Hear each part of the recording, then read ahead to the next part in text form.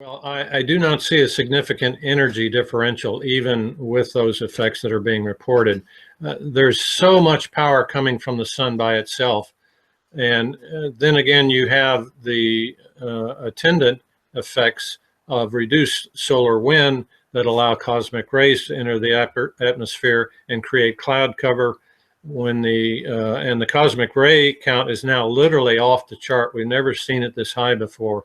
And what that does is these cosmic rays come in, they nucleate the creation of clouds. Cloud cover increase causes a colder planet. So again, all of these effects are playing together, and you have almost an exponential change in climate rates when all of these factors combine and do what they normally do when the sun goes into a low energy output phase. So that's also related again to the Earth's crust and how it cools and reacts and possibly flexes more as it contracts during these cold climate phases. So we're seeing multiple effects, multiple indicators that say we really need to get serious about this, stop this worthless debate over man's role in climate change, and start focusing on the real power in the solar system, which is the sun, not mankind. Yeah, and also when we talk about cloud ionization and cosmic ray effects, Heinrich Svensmark, he was stifled in his research and also the way he could release out. There's just been so much stifling of information coming out. It's a purposeful ploy. You know, he proved that the cosmic rays are one of the drivers of heavier rain events, more clouds coming through with heavier snowfalls, flooding, etc. But they just would not listen to him until CERN proved that you could actually, create clouds with cosmic rays. And the information is so in your face now that this cycle that we're repeating is here, and we have to deal with it. And I just don't get it, why the governments across the planet just won't listen. They won't talk to their citizens. This kind of information coming out, they try to bury if they can. And I'll go back to the TSI with the total solar irradiance. At 1366, it only needs to drop 3 watts per square meter to have an effect. Literally, that's hundreds and hundreds of a percent before it even has an effect on something.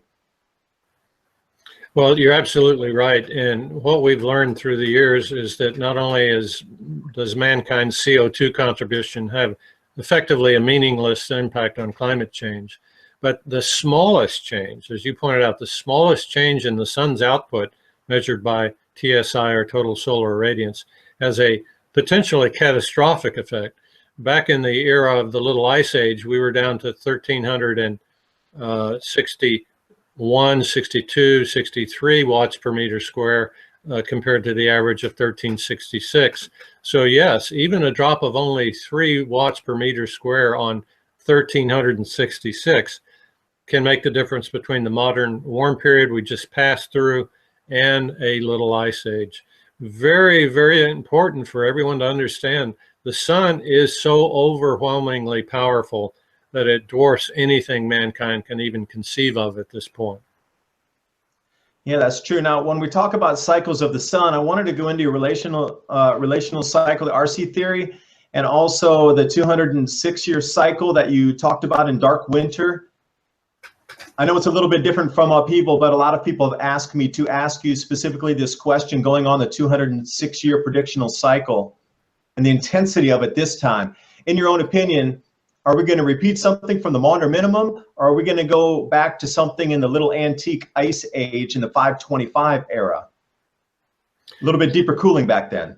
Yes, indeed. The little ice age actually began in 1350, ended around 1830. It included 3 major minimums. Most recognized, of course, the little ice age period from 1615 to 1745 was called the Maunder minimum.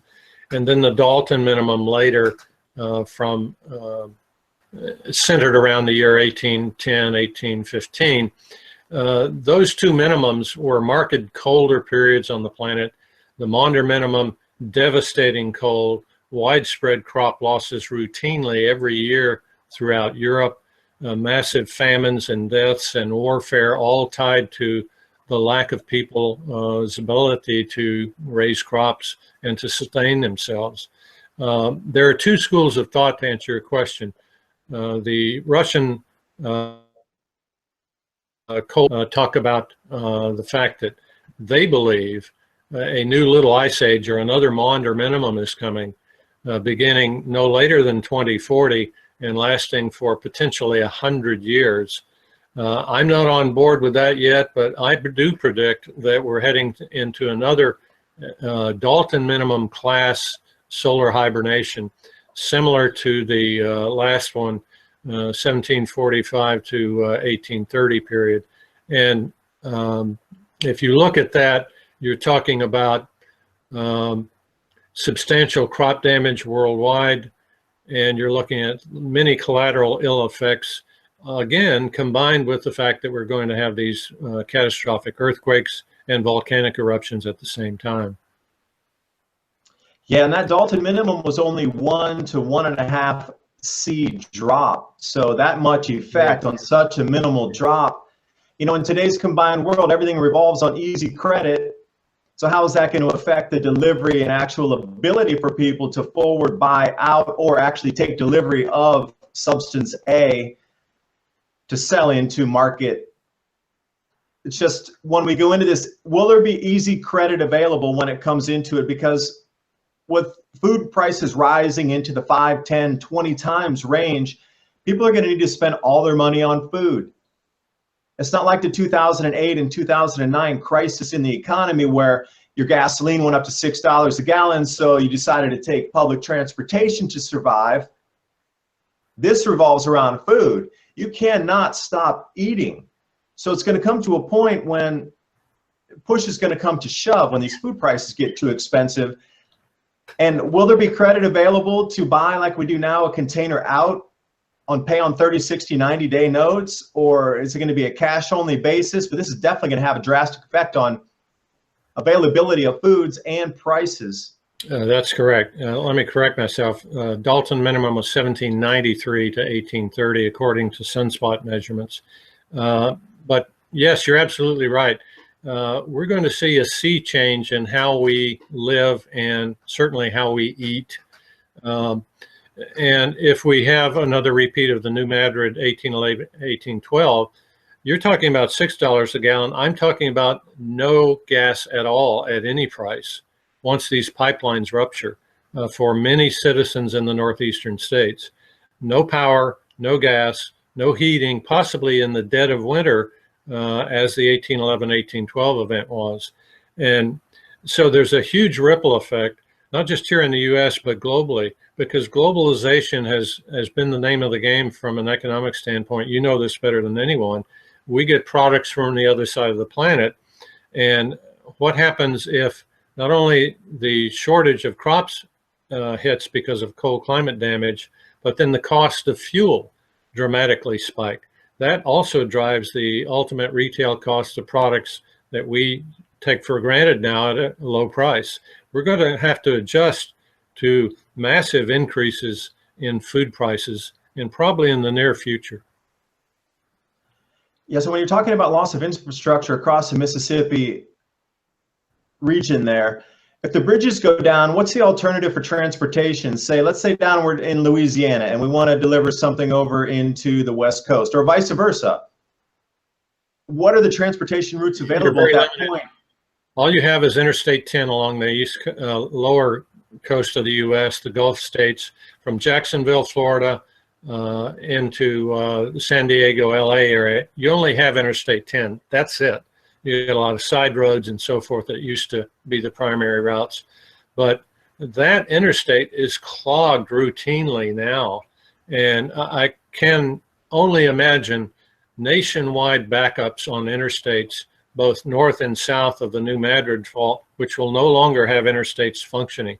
Not just the bridges going out, but the interstates will be lifted up and thrown apart near the center of this quake zone if we have another repeat of the 1811 event.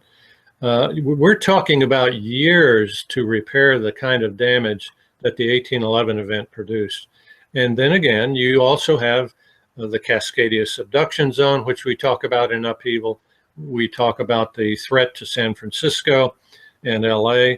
It was shocking to us to find out that in both of those major cities, they have 70-story buildings that they have built right on top of these fault zones, knowing that it was just simply a matter of time before another 7.0 or 8.0 quake struck right where these buildings are. So it's indicative of how people can brush aside the worst possible catastrophes and protect them. But that's what's been going on in California for years.